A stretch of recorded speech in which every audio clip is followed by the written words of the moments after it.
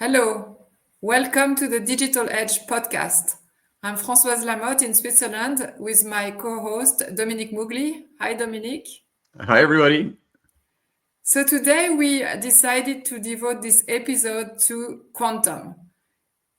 We are barely, starting to understand what AI means and what it can mean in terms of business and real applications. But at the same time, we see a lot of, articles, news, and buzz on social media and other media related to quantum. So Dominic and I decided to spend a few moments to try to understand what quantum is, what it means, whether it's going to have application in the very short term or in a longer period.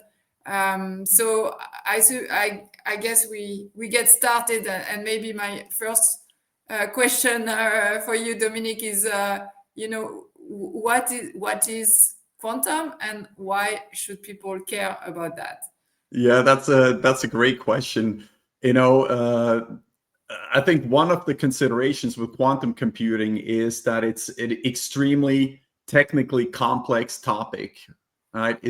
It really has almost nothing to do with the computing architectures that we've been using, for all these past decades.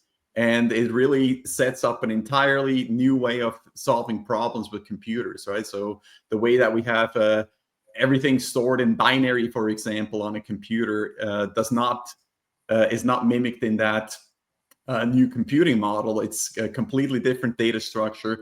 Data stored in a way that it's all represented in a single shot, and problems are solved not sequentially anymore, like we know from programming, right, traditionally, but it's using statistical analysis to find an answer in like a needle in the haystack, if you will. So it's one of the dilemmas of such technology is that it becomes very, very difficult for the non-expert to comprehend in detail and work with it. So the way I understand it, to keep it very simple, is that it's massive computing power. And as you said, it's non-linear, which means that, by using quantum, we can really solve issues that, go way beyond what we can even imagine because we have that capacity that is huge. What I understand at the same time is that it's not, accessible to anyone at the moment. Maybe only a few firms actually have the capacity to develop quantum, like IBM and a few others. So is quantum today still science fiction, or is it already real? Yeah, I think everybody's trying to figure that out, right? From a real practical use perspective, we're still quite a ways away. And like you said, you look at very large companies with, that are able to invest significant funding into these initiatives, governments and also private organizations. I worked for a company previously that also invested in the Google program with specific use cases, right? So there's industry partnerships besides the technology providers, IBM, Google, Microsoft, and so forth. And again, governments are interested in that as well, energy sector, finance organizations that collaborate with these, with the compute providers effectively in solving problems or looking into how to solve some of these large scale problems that we have. So is quantum at the moment or in the near future more focusing on science and research, or do you see that there could be actual business applications?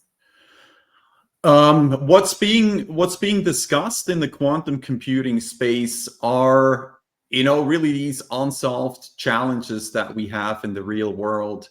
I worked in the pharma industry for a very long time, and one of the topics in that space is protein folding. So representing molecules in a way that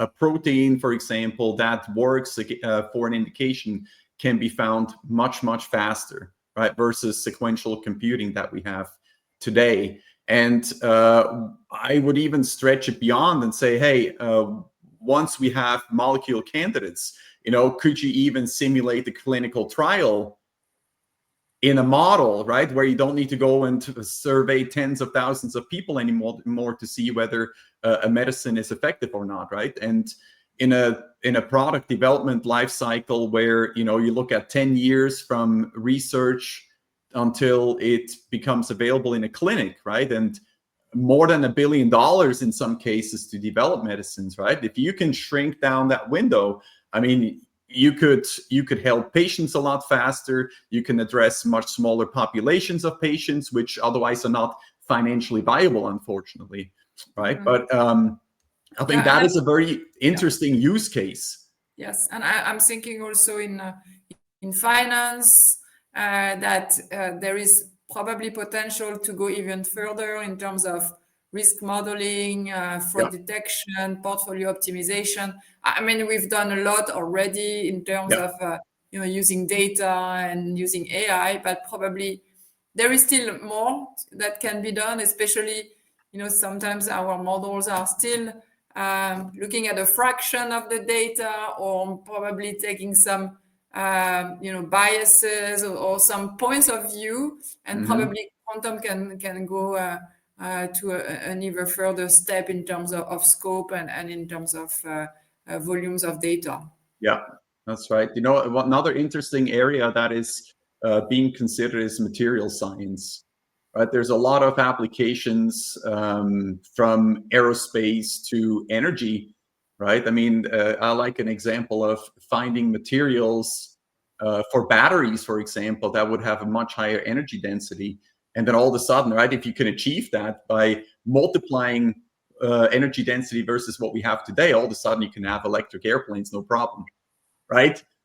Which is not so feasible due to the mass that you have to carry around to store the energy. And so they're like open-ended, kind of like utopian solutions, if you will, right? That where the motivation is with quantum computing to see whether there are solutions to be found in there. So I think from the example that we discussed, it's really about solving very complex challenges, massive questions, things that would be at the level of an industry rather than a single firm. Do we see any, potential for small and medium enterprise? And, recently I've been talking to CEOs of SMEs about AI. And what I hear from them is, beyond using ChatGPT, they haven't even, made the step into really understanding the potential of AI and how it could help in their business application and business processes. So, I mean, for me, quantum seems a very big leap from where we are today. What is your view for mid-size, small-size enterprises? Yeah, I think that's a good question. I kind of anticipate that, given the infrastructure that's required and the expertise to run systems like that, even in the future, it would be offered as some sort of compute service to third parties, right? You have the service providers. Let's pick on Google, right? They have their environment. They provide a framework where customers could potentially define their data sets, define their problems and desired answers, and then leverage their compute environment for solutions to come up, right? So again, based on where we are today, I don't think everybody will go and build this within their own walls. This is more like a service where you go and subscribe and work with the research team at those companies, potentially to find solutions, rather than it showing up on an iPhone or something like that. Someday. So I think the first time I heard about quantum, it was about obviously being able to handle massive amounts of data in a fraction of seconds or minutes. And right after, the topic was security. Like, quantum could crack any password in a few seconds. So should this be our main concern regarding quantum? I mean, are we going to move into a world where anyone can have access and potentially, stop all airlines from flying, or, have massive disruption because of quantum? What do you think? Yeah, I think that's a good question. I'm also remembering that being the first topic that I heard associated with quantum computing, like the sky is falling. Oh my God, oral encryption is going to be gone. Yeah. It's ineffective.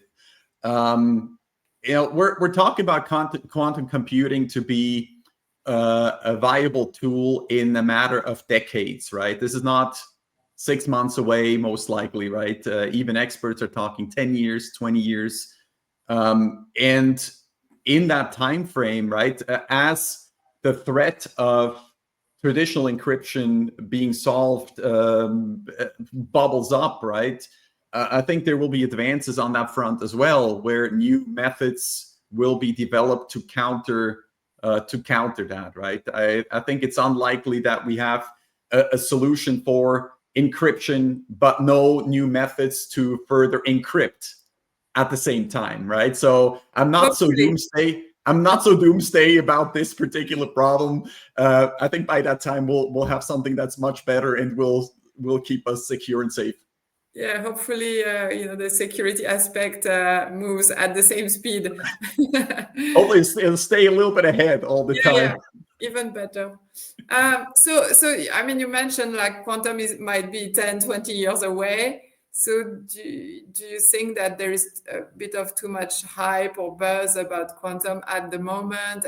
And should anyone invest in quantum, or maybe wait and see for a while? What do you think? Yeah, I think this is something that has to be considered, right? Again, there's no guarantees to this. There's investment is high risk. Nobody's promising that this will actually materialize, even in 10 years or 20 years. I think it's one of those topics where it is worthwhile to invest, right? To explore what is possible and solve some of our, more critical and bigger challenges in the future. And I think that's why it becomes more of a geopolitical topic as well, right? Because nations are kind of vying to be the first ones to explore and solve this, right? So there's a little bit of competition going on between some of the governments around the world, and I think this is more about staying ahead and not be caught off guard, right? If somebody were to now discover a method to address some of these challenges. So I think it's more on that front, right? To keep up with development, keep up research in cutting edge. And just like we know with early research, some things materialize and other things don't, right? But it definitely is worthwhile to invest, I think, and explore this. And again, we'll see someday in the future whether this actually turned into something productive or not. Yeah, maybe it's same path as AI, where it took more than 50 years from machine learning and the first models to becoming mainstreamed and used by everyone. Yeah, could very well be. Or somebody, by virtue of pursuing this, finds something else, right? And there will be a tangent off of that, and maybe something else comes from there. Thank you, Dominik. I think it was a great discussion to maybe unveil what quantum is about, and also potentially, think, how to apprehend that topic.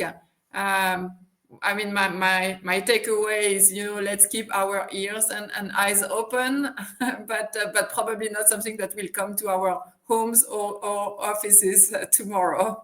Thank you, Dominik. Yeah, thank you, Françoise. Yeah, keep an eye on the technology. It's great stuff. It's very fascinating.